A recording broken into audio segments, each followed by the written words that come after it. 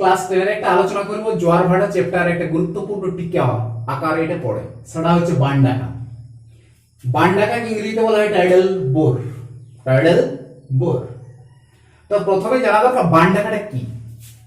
আমরা দেখো একটা সাধারণ বান বলতে কি বলি বন্যা, আর ডাকা বলতে কি বন্যাটা যদি যখন জলের গতিবেগটা তীব্র আকারে শব্দ করে প্রবাহিত হয় তখন তাকে আমরা আঞ্চলিক ভাষায় বলি বানডাকা। কিন্তু কেন হয়, কি কারণের জন্য হয়, কাকে বলে, এটুকু আমরা উল্লেখ করতে হবে। তাহলে একটু তথ্যপূর্ণ আকারে বলি। ভরা কোটালের সময়, কখন ভরা কোটাল বলতে যখন জোয়ারের মাত্রাটা হয়ে থাকে বেশি, সেটা বলে ভরা কোটাল। তাহলে ভরা কোটালের সময় জোয়ারের জল কি বলছি, যখন জোয়ার ভাটা হয় তখন জোয়ারের জলটা কি করে মোহানা দিয়ে প্রবেশ করলে, মোহানা বলতে আমরা কি, যেখানে নদীগুলো কোনো বড় জলাধার বা সমুদ্রে মেশে সেটা বলে মোহানা।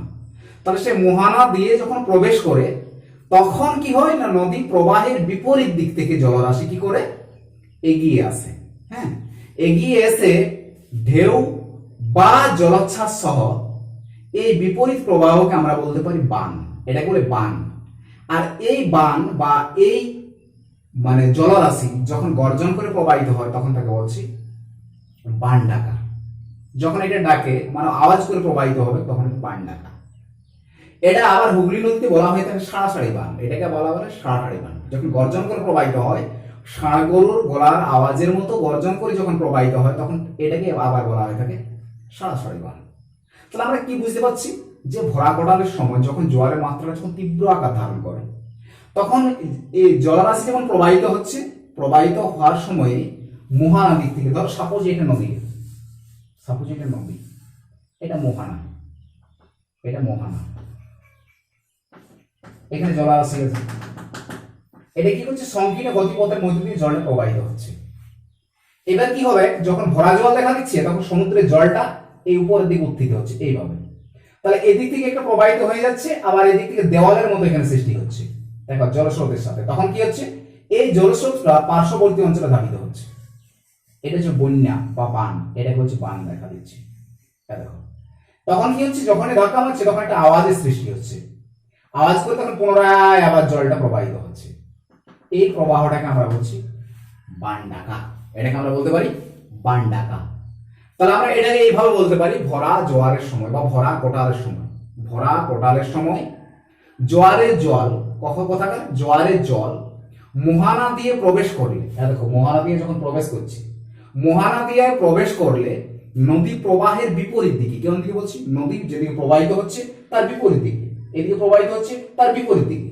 হ্যাঁ, বিপরীত দিকে জলরাশি এগিয়ে আসে, মানে এইদিকে জলটা আগে এগিয়ে আসছে, এই সাইডে এত জলরাশি এগিয়ে আসছে। যখন এগিয়ে আসছে তখন কি হচ্ছে, ঢেউ বা জলোচ্ছ্বাস হয়, এখানে ঢেউ হতে পারে অথবা জলোচ্ছ্বাস হয়, একটা বিপরীত প্রবাহের সৃষ্টি হচ্ছে। এই প্রবাহ হচ্ছে বান। আর এই বান যখন গর্জন করে প্রবাহিত হচ্ছে তখন বলছি আমরা তাকে বান ডাকা। জলরাশি যখন গর্জন করে প্রবাহিত হচ্ছে তখন তাকে আমরা বলছি বান ডাকা। ওকে, এই বানকে আবার বলা হয় সাড়াসাড়ি বানও বলা হয়ে থাকে। হ্যাঁ, হুগলি নদীতে দেখা যায়, টেমস নদীতে দেখা যায় এই বানগুলো, আমাজন নদীতে দেখা যায়। আমাজন নদীর বানকে বলা হয় থাকে পরোরকাশ। কি বলছি, পরোরকাশ। একটা শর্ট প্রশ্ন পড়ে, আমাজন নদীর বান কি নামে পরিচিত? উত্তরটা হবে বানটাকে কি নামে পরিচিত? পরোরকাশ। সাড়াসাড়ি বান কাকে বলে? যখন ষাঁড় গরুর গলার আওয়াজের মতো গর্জন করে হুগলি নদীতে বিপরীত দিক থেকে জলস্রোত বা জলপ্রবাহ বা বান যখন প্রবাহ আসে তখন তাকে আমরা বলতে পারি সাড়াসাড়ি বান। হ্যাঁ, এটা বান ডাকা হতে পারে, বান হতে পারে, সাড়াসাড়ি বান হতে পারে, একই উত্তর। বান ডাকা, বান, সাড়াসাড়ি একই উত্তর, কেবল একটু পরিবর্তন হবে। বান যখন বলা হবে তখন আওয়াজটা বাদ থাকবে, যখন বান ডাকা বলা হবে তখন আওয়াজটা যুক্ত হবে। সাড়াসাড়ি বান হলেও তার সাথে আওয়াজটা থাকবে, এটাই পার্থক্য, অন্য কিছু নেই। শর্তগুলো কি কি, কি কি শর্ত বা কারণ থাকে বান টাইপের নদীতে? দেখো শর্তগুলো আগে দেখো। এক নাম্বার হতে পারে ফানেল আকৃতি নদী মোহানা। ফানেল আকৃতি নদী মোহানা বলতে আমরা কি বুঝি, অর্থাৎ বলতে পারি নদীর মোহানাটা হবে বেশ চৌড়া ও হতে পারে সংকীর্ণ। চৌড়া হতে পারে অথবা সংকীর্ণ হতে পারে। ফানেল আকৃতি বলতে হতে পারে চৌড়া বা সংকীর্ণ। এক। দু নম্বর বলা হয়েছে দেখো নদীর প্রবল স্রোত, নদীর স্রোতটা থাকবে প্রবল। জলরাশিটা এমনিতে যেমন থাকে তার চেয়ে জলরাশির স্রোতটা হবে প্রবল। তিন নম্বর বলা আছে নদীতে বালির চড়া দেখা দেবে। চড়া বলতে কি বুঝি, নদীর মধ্যে বা নদীর মধ্যখানিতে বালির চড়া, বালির স্তূপ গঠন হয়েছে চড়ার সৃষ্টি করবে। আর সংকীর্ণ গতিপথ, এই বৈশিষ্ট্যগুলি বা এই কারণগুলি বা এই শর্তগুলি যদি লক্ষ্য করা যায় তাহলে নদীতে বান্ডাকা লক্ষ্য করা যাবে। কি কি বললে? ফানেলাকৃতি নদীর মোহানা, নদীর প্রবল স্রোত, নদীর বালির চড়া, সংকীর্ণ গতিপথ।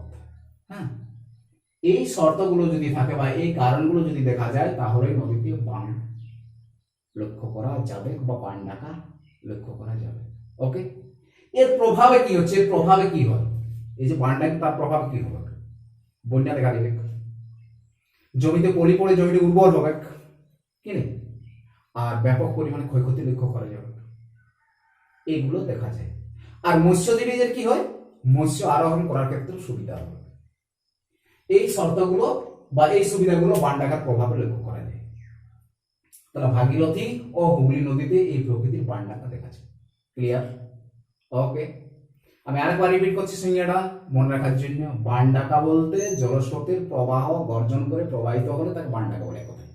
এটাকে আমরা ভালো আকারে যদি বলি তো সুন্দর করে ভাষার আকারে যদি বলতে পারি, ভরা কোটালের সময় জোয়ারের জল মোহানা দিয়ে প্রবেশ করলে, কি বলছি, মোহানা দিয়ে প্রবেশ করলে নদী প্রবাহের বিপরীত দিকে, কি বলছি, নদী প্রবাহের বিপরীত দিক হইতে জলরাশি এগিয়ে আসে। তারপর কি হচ্ছে? ঢেউ বা জলোচ্ছ্বাস সহ এই বিপরীত প্রবাহকে বলা হয় বান। আর এই বান যখন গর্জন করে প্রবাহিত হয় বা আওয়াজ করে প্রবাহিত হয় তখন তাকে বলে বান্ডাকা। কেমন পারবো? সুন্দর করে এইভাবে তুমি তৈরি করবে, আর একটা ছবিটা এইভাবে একটু দেখাবে, ছবিটা আমি তোমাদের দিয়ে দেবো, একটু দেখিয়ে দেবে। কেমন?